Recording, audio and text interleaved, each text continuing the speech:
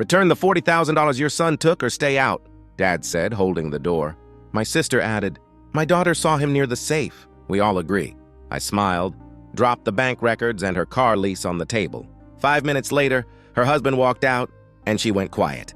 My name's Braden, and I'm a pathologist. I find truth in bodies when people stop lying. My sister Alyssa's the golden child. I'm the blur in family photos carrying everyone's coats. For years, I covered shifts, spotted cash, smoothed over Dad's anger when Alyssa needed bridge loans. I said yes until yes became expected. Sunday dinner felt wrong before I walked in. Dad stood like a bouncer. My 13-year-old son Eli went pale beside me. Your son stole $40,000 from our safe, Dad said. My daughter saw him, Alyssa added. We all agreed. I looked at Eli. He whispered, I didn't. Where's your proof? I asked. Kendall saw him, Alyssa snapped. No police, no investigation. Just consensus against my quiet kid who plays chess and fixes old computers. We're leaving, I said. Aunt Helena's voice followed us out. He was always different. That night I collected evidence.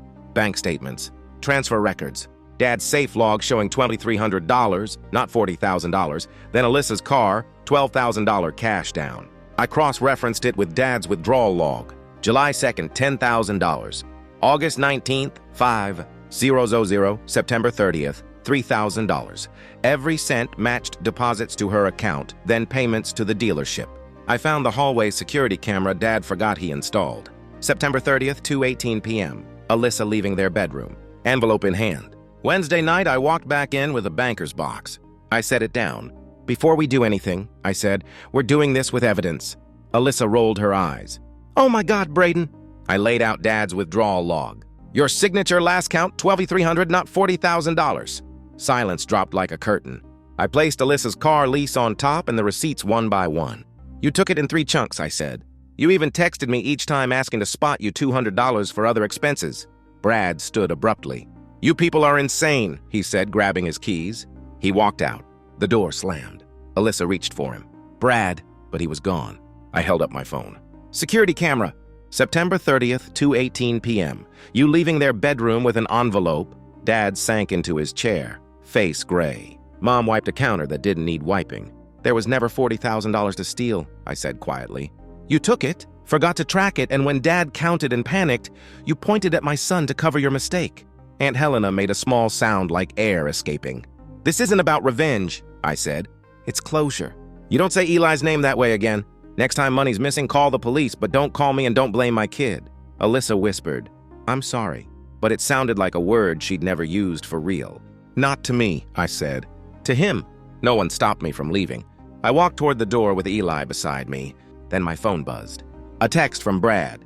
Meet me at Starbucks on 5th, now. Alyssa doesn't know what she did to your kid, but I do. Bring the evidence. I stopped cold. Eli looked up at me, confused.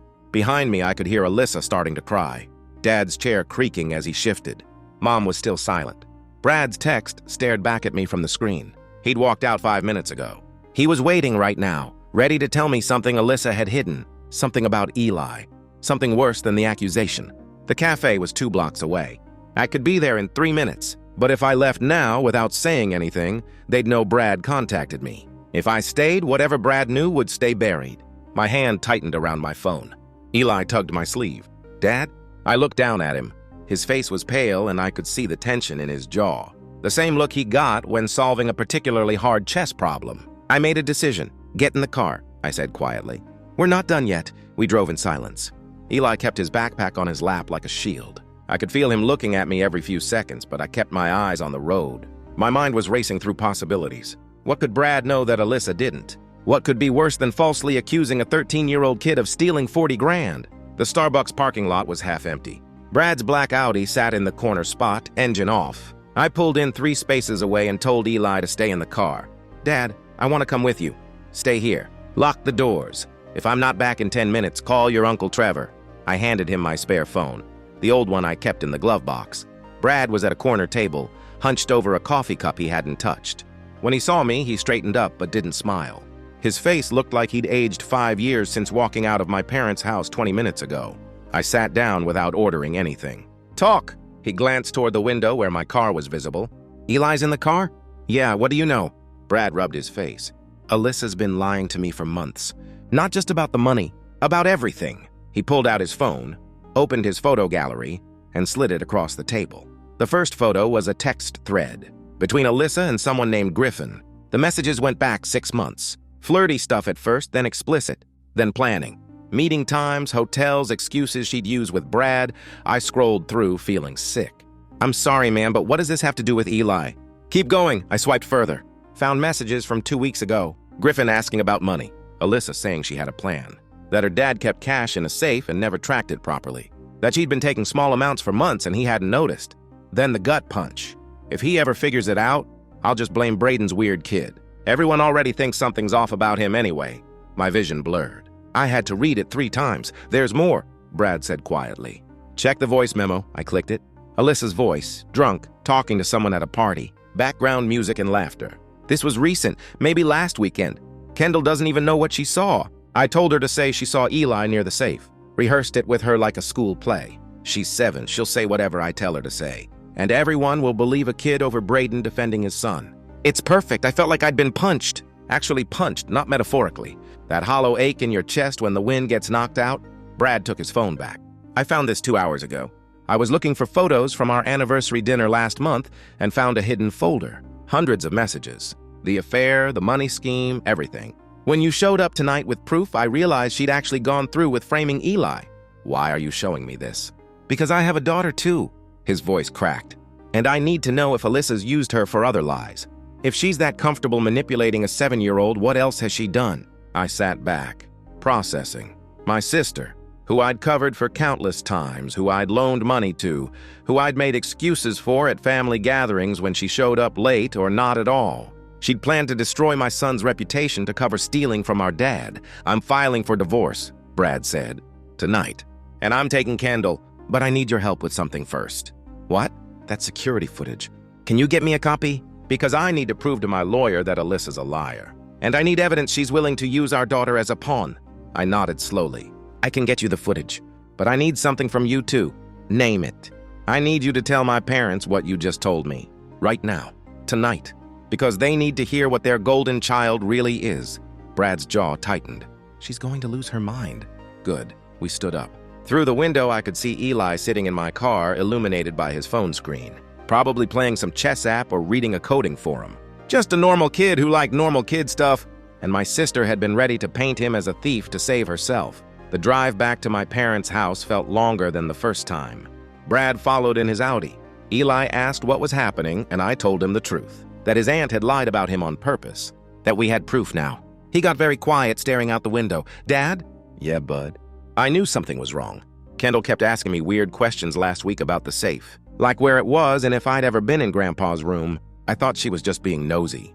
My hands tightened on the steering wheel. You didn't do anything wrong, I know. But why would Aunt Alyssa do that to me? Because some people only care about themselves. We pulled into the driveway.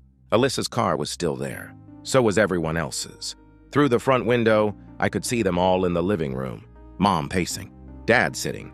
Aunt Helena wringing her hands. Alyssa on her phone, probably texting Brad asking where he went.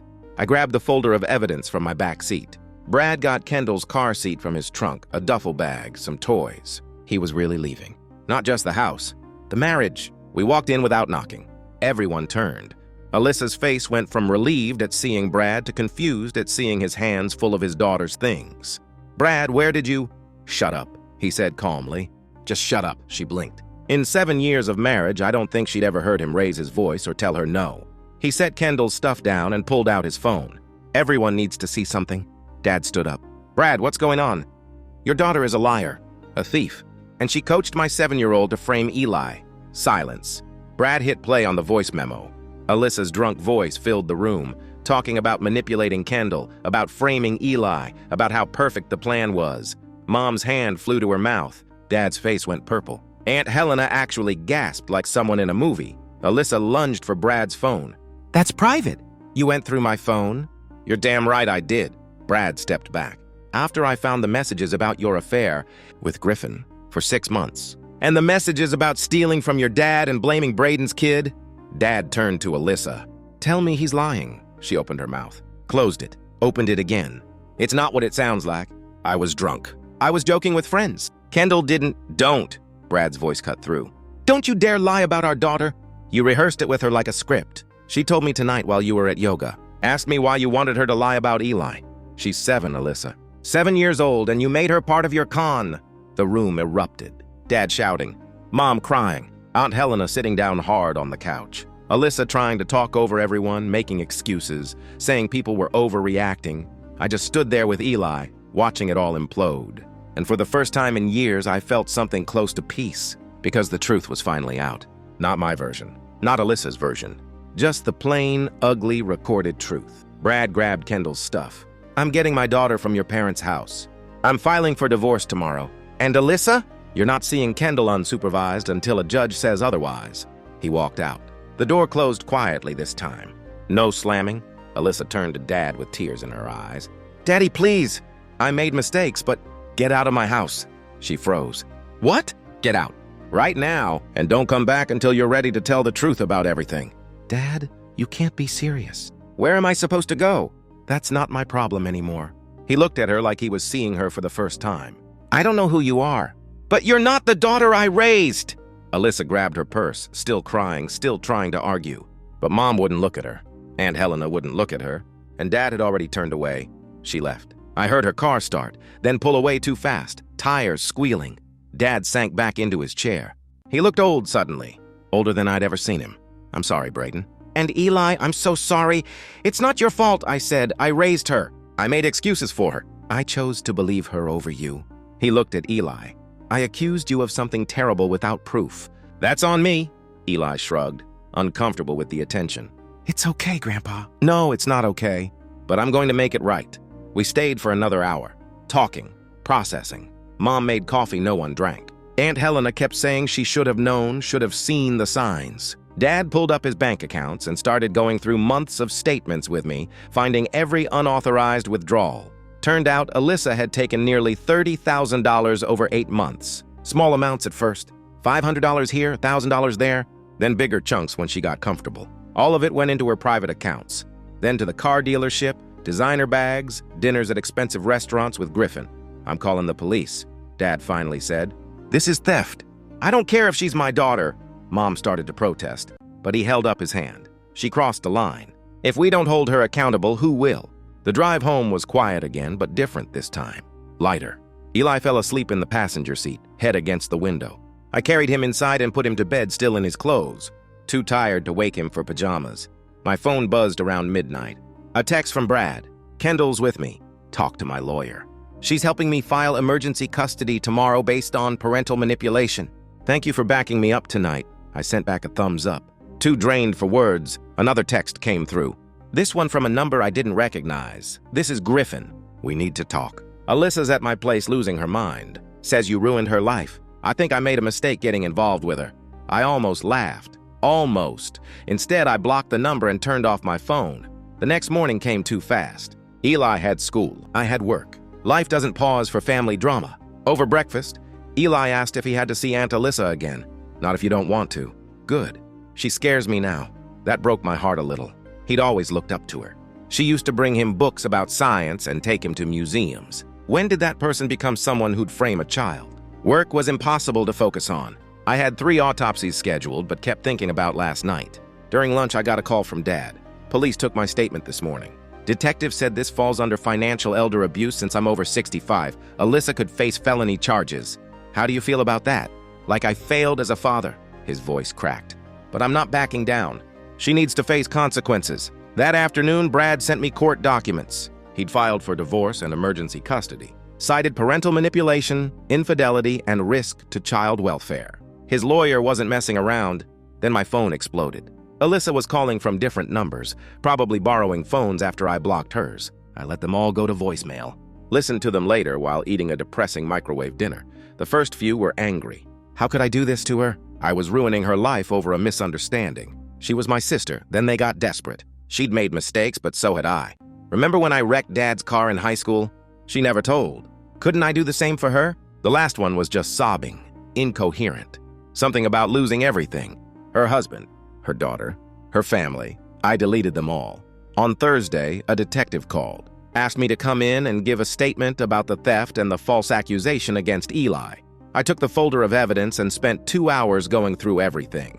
The detective, a woman in her 50s with kind eyes, took detailed notes. "Your sister's in a lot of trouble," she said when we finished. "This is a clear case of financial exploitation. Plus, using a minor to commit fraud? The DA's going to have a field day." "Good." She looked at me carefully. "How are you holding up?" "I'm a pathologist. I'm used to looking at things after they're dead. Turns out my relationship with my sister has been dead for a while. I'm just now seeing the body." She smiled slightly. "That's dark." "It's accurate. Friday afternoon, I picked Eli up from school. He got in the car with his chess trophy. Won a tournament at lunch. Proud of you, bud." "Thanks. Can we get pizza tonight?" "Not from our usual place." "Somewhere new?" "Why new?" "Because I don't want to go anywhere that reminds me of before, when Aunt Alyssa was normal. So we tried a new place across town. Sat in a booth in the back. Illy got pepperoni.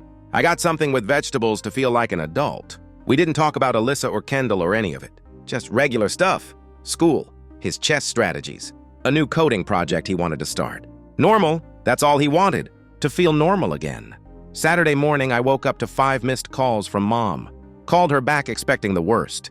"Alyssa showed up at 3 a.m., she said without preamble, pounding on the door. "Your father called the police. They took her to the hospital for a psychiatric evaluation. Is she okay?" "I don't know." The officer said she was incoherent, talking about losing everything. They put her on a 72-hour hold. Part of me felt relief. Another part felt guilty for the relief. She was still my sister. Still someone I'd shared a childhood with. But she'd tried to destroy my son's reputation to save herself. What was I supposed to do with that? "Mom, I can't fix this for her." "I know." Long pause. "I'm not asking you to. I just wanted you to know." We hung up. I made coffee and tried to grade Eli's science project for Monday, but my mind kept drifting to childhood memories of Alyssa and me building blanket forts, her teaching me to ride a bike, family vacations where we'd team up against our cousins in board games. When had she changed? Or had she always been like this, and I just couldn't see it because I was too busy playing the role of reliable brother? Sunday, I took Eli to see a movie, something with superheroes and explosions. Mindless entertainment. In the middle of a fight scene, he leaned over and whispered, "Thanks for believing me, Dad." "Always, bud. Always." Monday brought more chaos. Alyssa's lawyer contacted me asking for a meeting.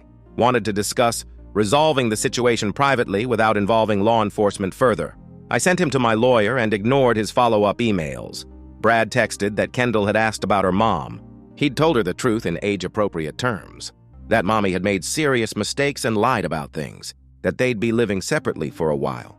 Kendall had cried, but seemed to understand more than a 7-year-old should have to. On Tuesday, Detective Morrison called again. The DA was moving forward with charges. Felony theft, filing a false police report, and something called criminal exploitation of an elderly person, because Dad was over 65. Alyssa was looking at significant prison time if convicted. "She's going to cop a plea," the detective said, "but I wanted you to know it's happening. Your testimony, your evidence, it made the case. Without you, she'd probably have gotten away with it." "I'm a pathologist," I said. "I don't let people get away with things just because they're family." Wednesday was Eli's birthday. 13. Officially a teenager. I took the day off work. We went go-kart racing, then to his favorite burger place. Then to GameStop, where he picked out some new release he'd been talking about for weeks. At dinner, he asked if Aunt Alyssa would go to jail. "Probably," I said honestly. "Will Grandpa be okay?" "Eventually." "What about Kendall?" "Uncle Brad's taking good care of her." He nodded, processing. "Do you think Aunt Alyssa actually loves me? Or was I always just someone she could use?" The question hit me hard, because I'd been wondering the same thing. I think she loved the idea of you, but actual love means protecting people, not hurting them. So maybe she didn't know how to love anyone but herself. That's sad. Yeah, it really is.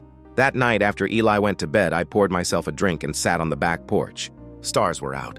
Crickets chirping. Normal suburban sounds. My phone buzzed. A text from Alyssa. "First contact in a week. They're saying I could get 3-5 years. Please tell Dad to drop the charges.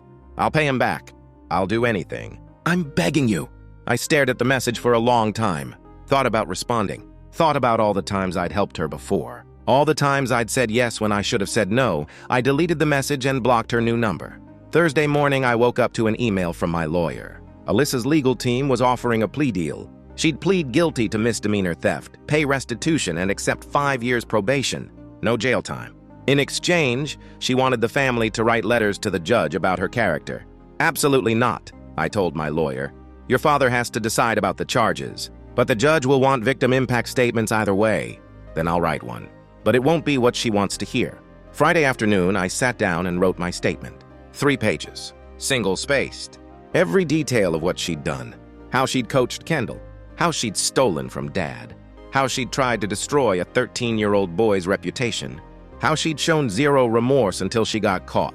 I didn't mention the blanket forts or the bike riding lessons. Those memories belonged to someone who didn't exist anymore. The following Tuesday was the plea hearing. Dad decided to accept the deal on the condition that Alyssa repay every cent with interest and have zero contact with any family member for at least 2 years. The judge agreed. I went to the courthouse, sat in the back row, watched Alyssa stand before the judge in a conservative dress, her lawyer whispering instructions. She looked small, defeated. The judge asked if she wanted to make a statement. I made terrible mistakes, Alyssa said, voice shaking. I hurt people I love. I take full responsibility. Liar. Even now, she couldn't just tell the truth. It was terrible mistakes. Not I stole, not I framed my nephew, just vague, passive language that shifted blame away from her choices. The judge wasn't fooled. Ms. Braden, you didn't just make mistakes. You committed crimes. You manipulated your own child to avoid consequences. You stole from your elderly father. This plea agreement is generous. I suggest you use these 5 years of probation to figure out why you think that's acceptable behavior. Alyssa nodded, still crying. The judge accepted the plea. Formal sentencing in 30 days. Alyssa glanced back as they led her out. Saw me sitting there. For a second, something passed between us. Recognition, maybe? Or just regret that I'd refused to save her this time.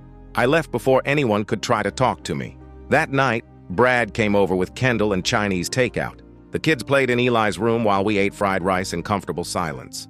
How are you doing? I finally asked. Divorce will be final in 6 months. I got full custody. Alyssa gets supervised visitation after she completes counseling, which her lawyer says could take a year. He stabbed at his lo mein. Kendall asked me last night if it was her fault Mommy got in trouble. What did you say? That her mom made her own choices. That lying is never okay, even when someone we love asks us to. And that she's safe with me. He looked up. Was that the right thing? Yeah, that was exactly right. We finished eating. The kids emerged demanding ice cream.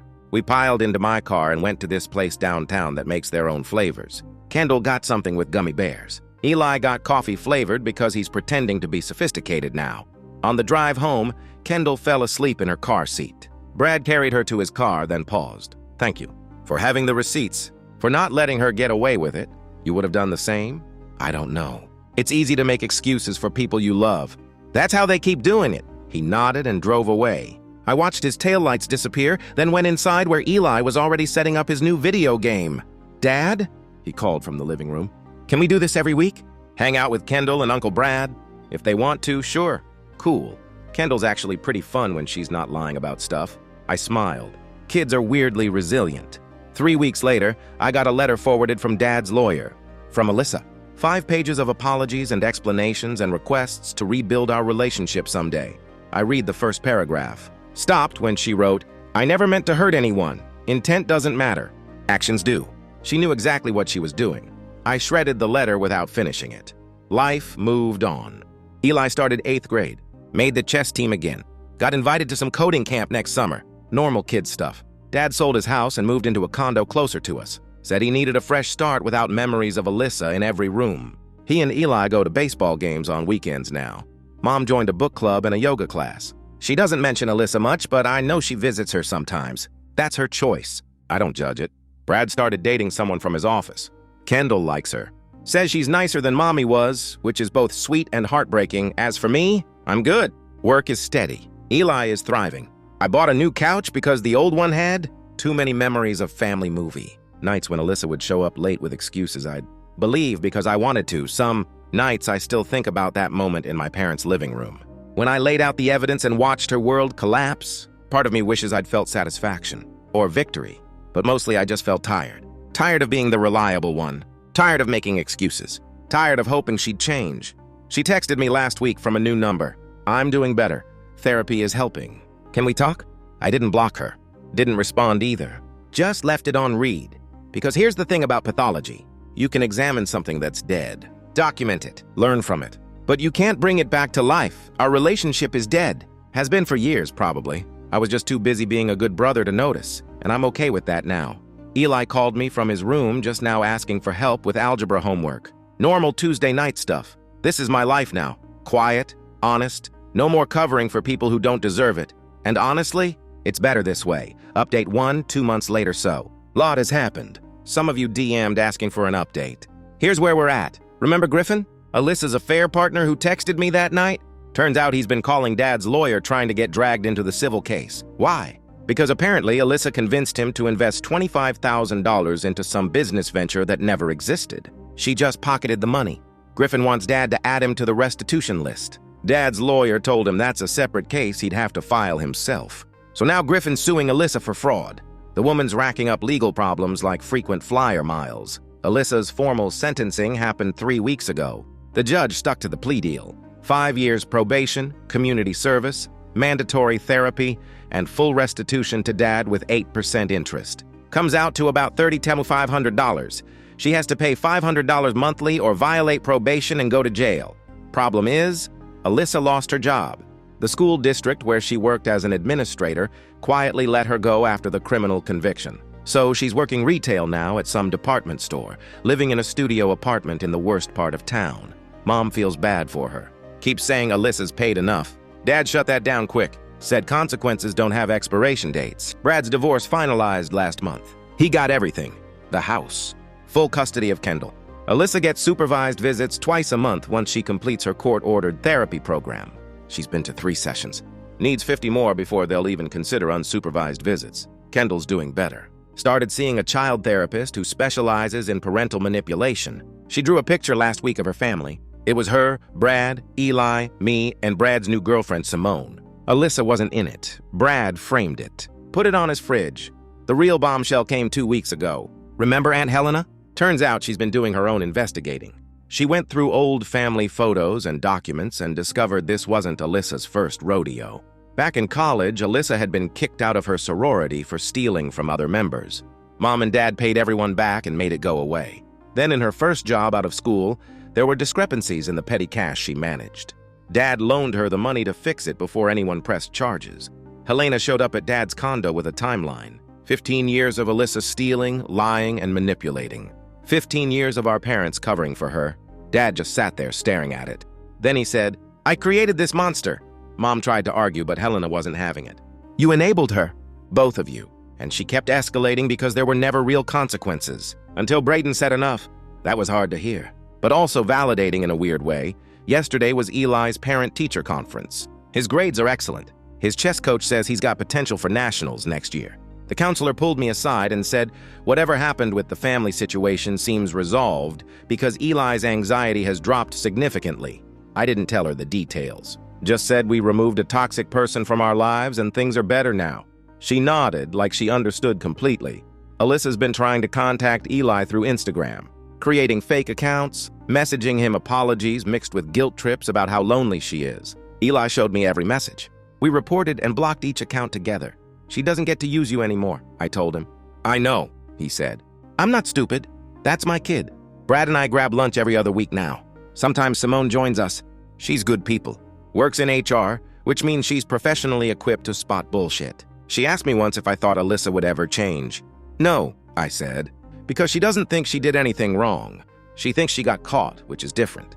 Simone nodded. That's the difference between shame and guilt.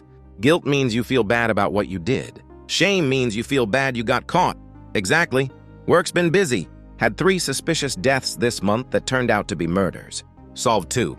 Still working on the 3rd. My job is reminding me that truth always surfaces eventually. Sometimes it takes time. Sometimes it takes someone willing to look closely. But it always comes out. Dad started writing a memoir. Not for publication, just for himself. Processing everything that happened. He let me read a chapter. It was about the day I walked in with evidence against Alyssa. I realized in that moment I didn't know my daughter at all, he wrote. But I knew my son. I knew he wouldn't lie. And I knew I'd made a terrible mistake believing her over him. Hit me harder than I expected. Mom's coming around slowly. She asked me last week if I'd ever forgive Alyssa. For what? I asked. The theft? The lying? Trying to destroy Eli? All of it. Mom, forgiveness isn't about her. It's about me deciding not to carry anger around. I'm not angry anymore. I'm just done. That's not the same as forgiveness. No, it's better. It's acceptance. She didn't have a response to that. Griffin dropped his lawsuit. According to Dad's lawyer, he realized he couldn't prove the business investment story since everything was cash and verbal agreements. Apparently, Alyssa's smarter than she looks about covering her tracks. Just not smart enough. The $25,000 is gone, though. Griffin's eating that loss. Karma's expensive. Last week, Kendall asked Eli if he forgave her for lying about him. "You were 7, Eli said. "Your mom made you do it? That's not your fault." Kendall started crying. "Said she felt terrible about it every day." Eli hugged her. "You told the truth when it mattered." "That's what counts. Kids got more emotional intelligence than most adults. Things with my parents are different now. Better in some ways. More honest." Dad apologized to Eli formally. Took him out for ice cream and told him he should never have doubted him. That he let his emotions override his judgment. That he was sorry. Eli accepted it. Because he's a good kid who understands people make mistakes. But he also told me later, "I get why you don't trust Aunt Alyssa. Because Grandpa trusted her and she used it against everyone?" That's exactly right. Found out yesterday that Alyssa's boyfriend Griffin isn't just suing her. He also filed a police report for fraud. Since it crosses state lines, he contacted FBI. They opened an investigation into whether she's run this scam on others. Turns out she has. They found 2 other men she met online. Both gave her money for fake business investments or fake emergencies. One guy in Arizona lost $15,000. Another in Oregon lost $8,000. FBI agent called me last week for background. Asked about her patterns, her behavior, her methods. I told him everything I knew. Gave him Helena's timeline. He said it was helpful. Alyssa's looking at federal charges now. Wire fraud. If convicted, that's actual prison time, not probation. Mom's freaking out. Dad's quiet, but firm. She did this to herself, he keeps saying. He's right. Brad told me Kendall asked if they could change her last name to his mother's maiden name. She doesn't want to share a name with Alyssa anymore. Brad's lawyer is working on it. Eli made honor roll again. Chess team won regionals. He's talking about applying to this special STEM high school next year that's harder to get into than some colleges. My kid, the one Alyssa tried to destroy. He's thriving, and she's facing federal prison. Funny how that works out. Update 2 coming soon. Things are getting wilder. Update 2, 4 months after original post buckle up. This is where everything went nuclear. The FBI investigation moved fast, faster than anyone expected. Turns out when you commit fraud across multiple states using electronic communications, the feds don't mess around. Alyssa was arrested 6 weeks ago. Federal charges, wire fraud, identity theft, and something called interstate transportation of stolen property, which I had to Google. Basically, she convinced one of her victims to send her jewelry to sell for their fake business, then pawned it and kept the money. Bond was set at $100,000. She called. Dad from jail begging him to post it. He said no. She spent 11 days in federal custody before Griffin's victim in Arizona. A guy named Lloyd posted her bond. Why would he do that? Because Lloyd's a retired attorney who wants to make sure she doesn't skip town before trial. He attached conditions to the bond. She has to wear an ankle monitor, check in daily, and stay within 50 miles of her current address. Lloyd's playing chess while Alyssa thought she was playing checkers. Mom wanted to help her. Dad forbid it. They had their first real fight in years. Dad told Mom she could support Alyssa emotionally but not financially, or he'd file for separation. Mom backed down. Meanwhile, Brad got an interesting visitor. A woman named Felicity showed up at his office claiming to be Alyssa's half-sister from an affair Dad had 20 years ago. Except Dad never had an affair. We DNA tested. Felicity's not related to anyone. Turns out she's another one of Alyssa's victims. Someone she met in rehab during her court-ordered therapy who she convinced to play along with a con targeting Brad's savings. Brad called the police immediately. Felicity got arrested for attempted fraud. She gave up Alyssa in about 30 seconds. Said Alyssa promised her $10,000 to help run the scam. The FBI added conspiracy charges to Alyssa's growing list. Her federal public defender is apparently a rookie fresh out of law school. Not because she couldn't afford better, but because no private attorney wants to touch this case. It's indefensible, and she's already admitted guilt in the state case. Trial's set for next month. Prosecutors offering a plea deal. 8 years federal prison, full restitution to all victims, permanent ban from holding fiduciary positions, and supervised release for 5 years after that. Alyssa's lawyer wants her to take it. She's refusing. Thinks she can win at trial because, her words, juries love mothers who made mistakes trying to survive. Her lawyer told the judge she's suffering from financial trauma that drove her to these actions. Judge asked what trauma. Lawyer couldn't provide specifics. Case proceeding to trial. Dad hired Lloyd's law firm to represent him in a civil suit against Alyssa. Not for money. He's past caring about that. But to establish a judgment that'll follow her forever. Garnish any wages, intercept any inheritance, seize any assets. For the rest of her life, she used us, Dad told me over coffee. Used her own family like we were marks. I want a paper trail that follows her to the grave. Mom stopped visiting Alyssa. Something finally broke. She won't tell me what, but Helena said Alyssa blamed Mom for her behavior during a visit. Said Mom and Dad spoiled her, then abandoned her when she needed them most. Mom walked out mid-sentence. Hasn't gone back. Brad got full permanent custody.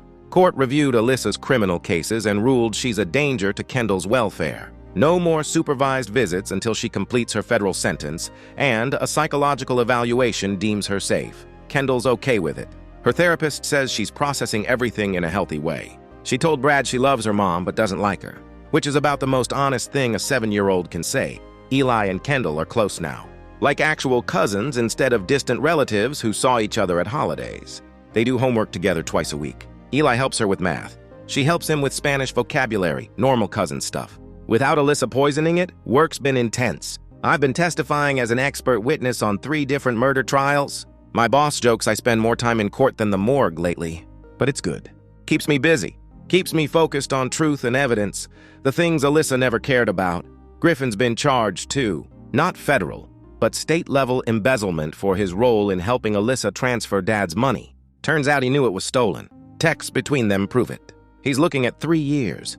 He tried to flip on Alyssa for a lighter sentence, but he didn't have anything the FBI didn't already know. Deal fell through. Now he's going to trial separately. Arizona victim Lloyd has become kind of a family friend, weirdly. He and Dad talk weekly. Lloyd's helping Dad navigate the federal restitution process. He's also documenting everything for a book he's writing about financial fraud in families. Changed everyone's names, obviously. But he asked if we'd be okay with him publishing it. Dad said yes. I said yes. Brad said absolutely yes. Maybe it'll help someone else recognize the signs before it's too late. Helena did a full family tree investigation.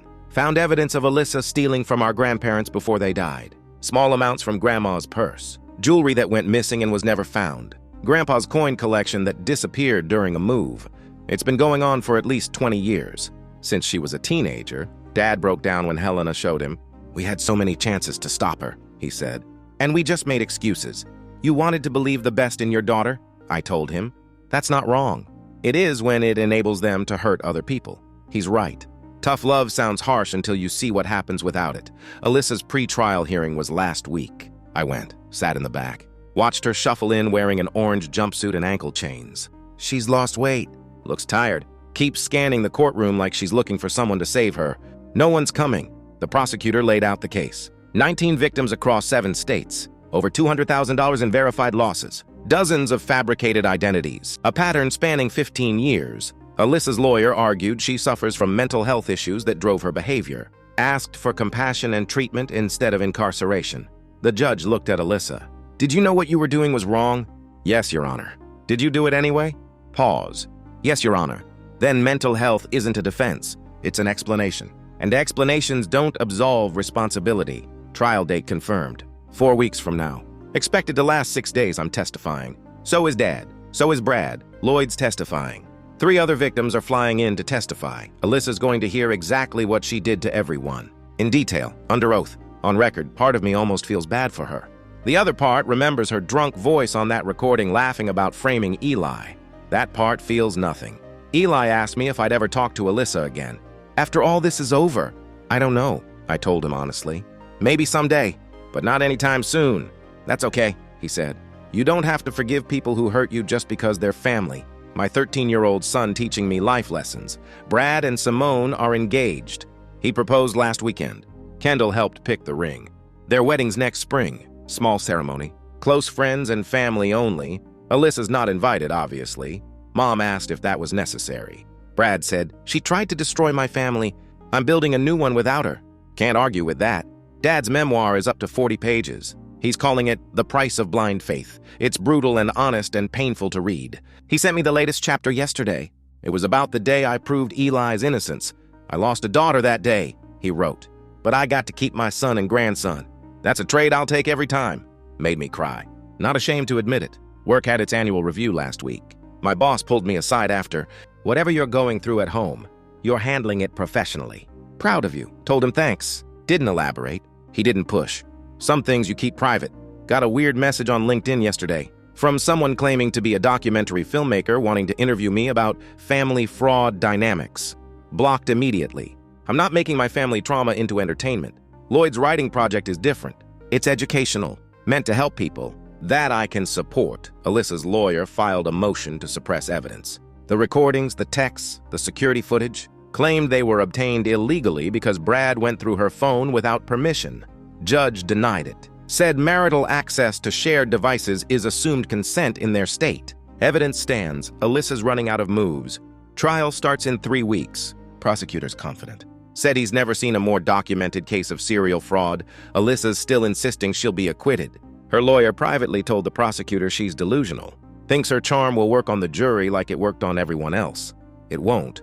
Juries don't like con artists, especially ones who target families. Eli's chess team made it to nationals. He's leaving next week for the tournament in Dallas. I'm going with him. Brad and Kendall are coming too. Mom's coming. Even Dad's coming. First flight he's taken in 5 years. We're all going to watch Eli play chess and be a family without Alyssa's drama hanging over us. That's the real victory here. Not the trial, not the conviction, not even the restitution. It's that we get to be normal again, without walking on eggshells, without making excuses, without waiting for the next crisis. Alyssa stole a lot from us, but she didn't steal our future. Update 3 coming after the trial. This story isn't over yet. Update 3, the trial and after. The trial lasted 8 days, not 6 like they predicted.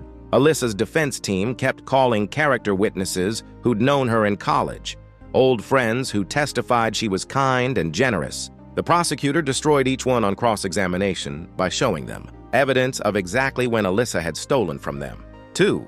One former roommate broke down on the stand when shown receipts, proving Alyssa had stolen her identity to open credit cards. The woman had no idea.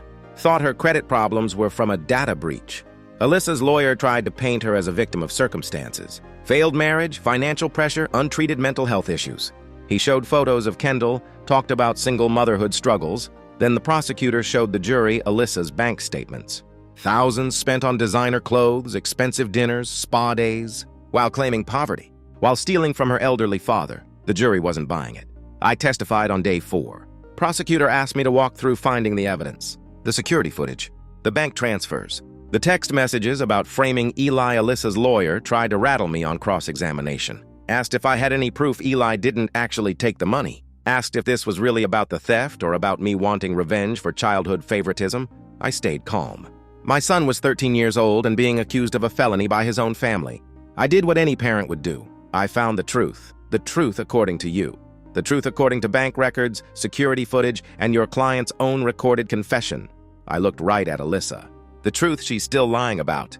The jury was watching her, not me. Watching her face go red. Watching her whisper angrily to her lawyer. Dad testified on day 5. He was nervous. Kept drinking water, adjusting his glasses, but he was clear and direct. She's my daughter and I love her.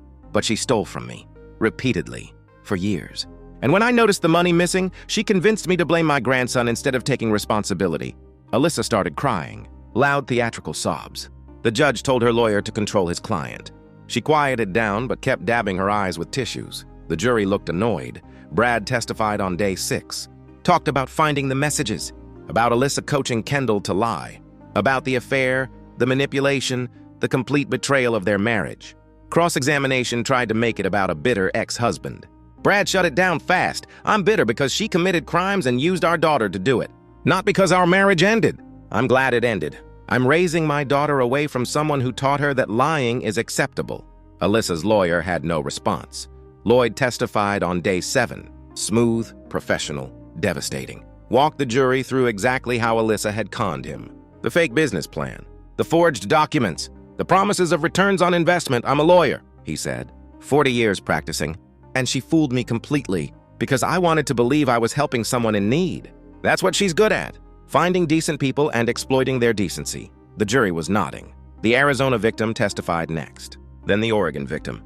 Both told similar stories. Fake emergencies, fake business opportunities, promises of repayment that never came. One victim, a retired teacher named Patrice, said Alyssa had claimed she needed money for Kendall's medical treatment. Cancer that didn't exist. I gave her $8,000, Patrice testified, because I couldn't imagine letting a child suffer.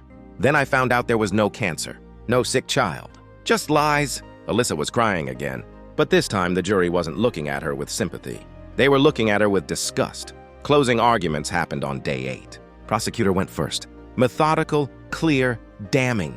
This isn't about mistakes or mental health or difficult circumstances. This is about choice. The defendant chose to steal, chose to lie, chose to manipulate everyone who trusted her, including her own child. She knew what she was doing. She planned it carefully, and she only stopped because she got caught.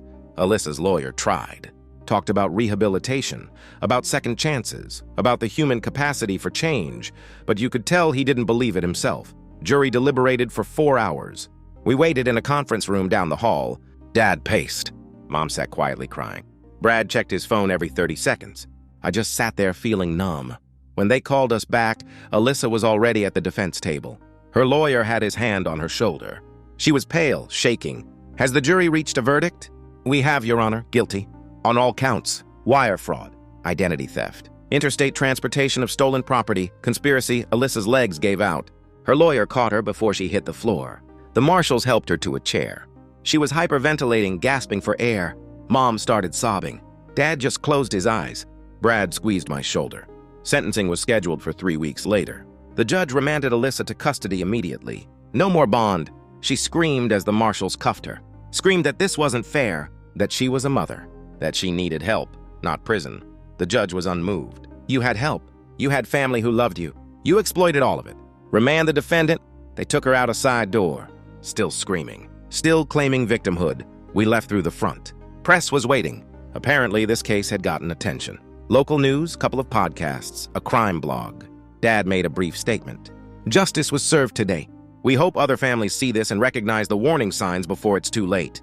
We didn't take questions. Sentencing day came 3 weeks later. Federal guidelines recommended 7 to 9 years. Prosecutor asked for the maximum.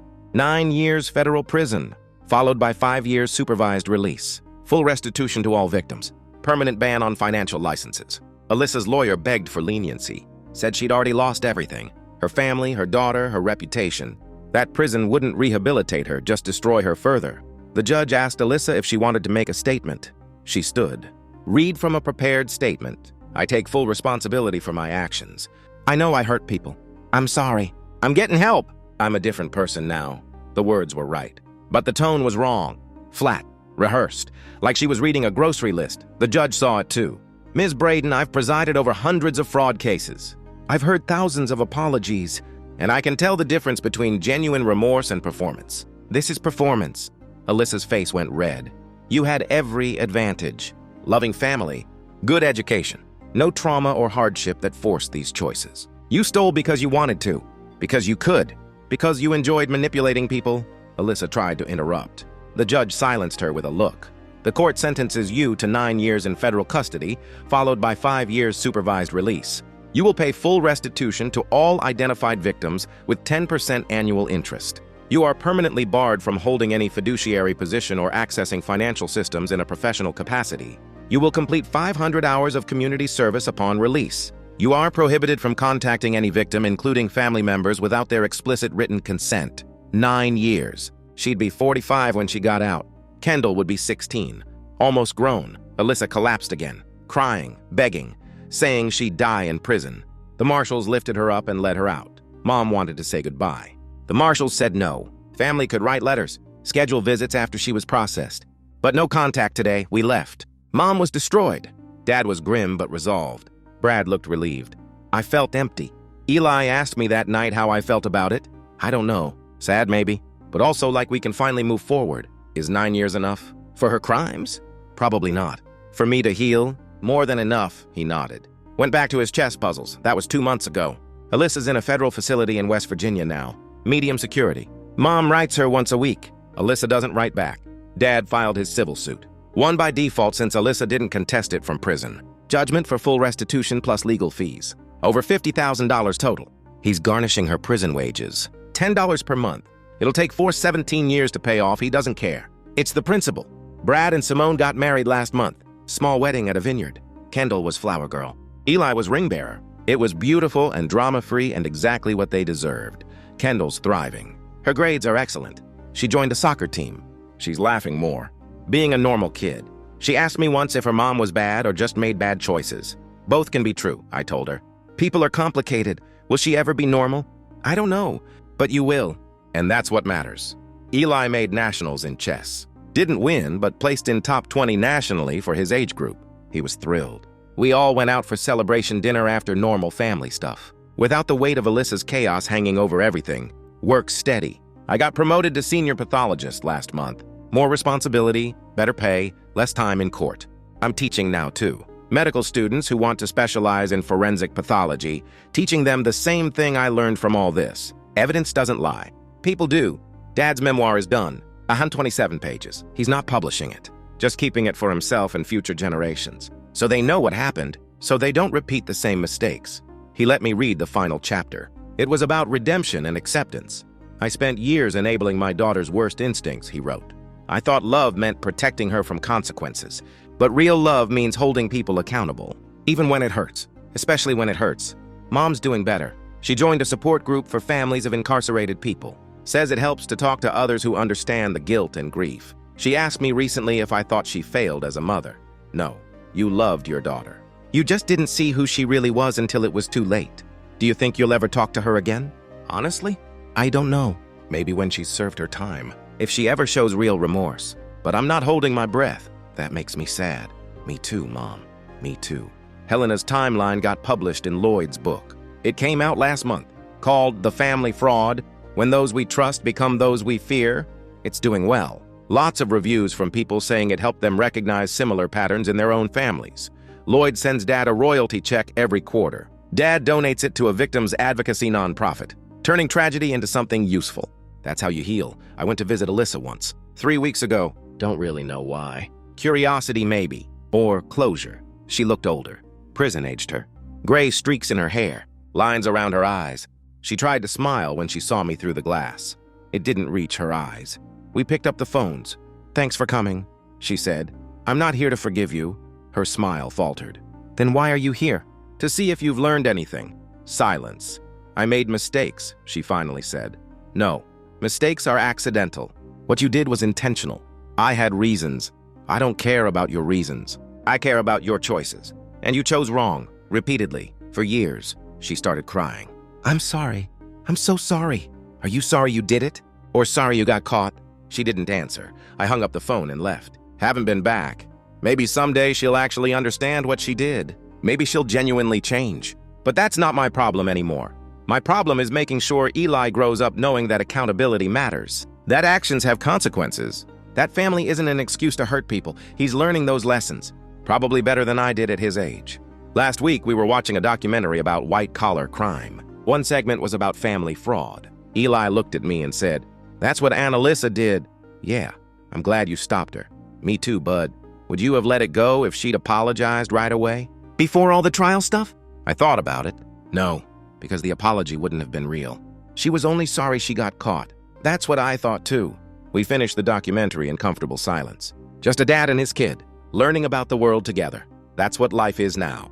Normal moments, normal days, without the constant anxiety of waiting for Alyssa's next crisis. I don't check my phone obsessively anymore. Don't worry about surprise family meetings. Don't brace for the next disaster. It's peaceful. Boring even. And boring is exactly what we need. Brad told me recently that Kendall asked if they could visit Grandpa and Grandma more often. She likes spending time with family that's not crazy. Her words, not mine, but accurate. So we do Sunday dinners now, at Dad's condo. Nothing fancy. Just spaghetti and salad and conversation. Kendall and Eli do homework together. Brad and Simone tell stories about work. Dad grills steaks. Mom makes her famous brownies. Normal. Family. Stuff. Alyssa's name comes up sometimes, usually from Mom missing her. We let her talk about it. Don't judge. Everyone grieves differently. But we also don't pretend things will magically get better when she's released. 7 years is a long time. People change, or they don't. We'll see. For now, I'm focused on the family I have. The people who showed up, who told the truth, who chose accountability over excuses. That's the real story here. Not the betrayal, not the trial, not even the conviction. It's that when everything fell apart, we rebuilt something better. Something honest, and Eli, he's the best of all of us. Smart, kind, resilient. He took the worst his aunt could throw at him and came out stronger. That's my legacy. Not what Alyssa did to us, but how we responded, how we protected each other, how we chose truth over convenience. Last night, Eli came into my room at midnight. Couldn't sleep. We sat on the back porch looking at stars like we used to when he was little. Dad? Yeah? Thanks for believing me. When no one else did? Always, bud. That's never changing. I know, we sat there for another hour. Not talking. Just being. That's enough. That's everything. Alyssa's serving 9 years. The family's healing. Justice was served. Life goes on. And honestly, we're all better off for it.